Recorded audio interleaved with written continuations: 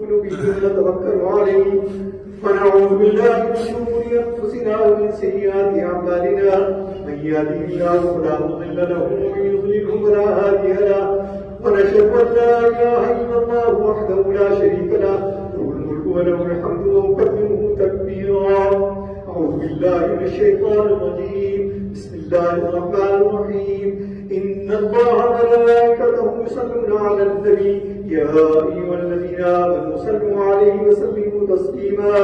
اللهم صل على محمد وعلى آل محمد بعدد من قعد وقام، وصلى الله على محمد وعلى آل محمد بعدد من صلى وصام، وصلى الله على جميع الأنبياء والمرسلين والملائكة المقربين والخلفاء الراشدين، خصوصا على خير البشر بعد الأنبياء بالتحقيق أمير المؤمنين سيدنا أبي بكر الصديق رضي الله تعالى عنه، وعلى مزين المنبر والمحراب أمير المؤمنين سيدنا عمر بن الخطاب رضي الله تعالى عنه، وعلى كامل الحياة والإيمان أمير المؤمنين سيدنا عثمان بن عفان رضي الله تعالى عنه، وعلى مزن العجائب والغرائب أمير المؤمنين سيدنا علي بن أبي طالب كرم الله تعالى وجهه، وعلى الإمامين الحمامين الشهيدين الشهيدين أبي محمد الحسن وأبي عبد الله الحسين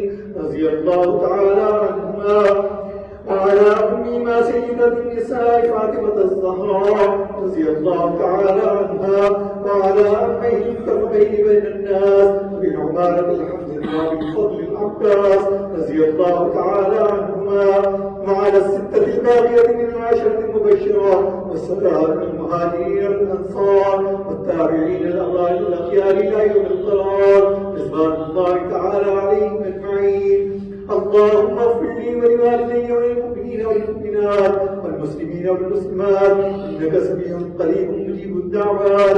اللهم اعن الاسلام بالامام العادل والخير والدعوات واتباع السنن سيد الموجودات. اللهم انصر من نصر دين محمد صلى الله عليه وسلم وجعلنا منهم، واغفر من خذل دين محمد صلى الله عليه وسلم ولا تجعلنا منهم.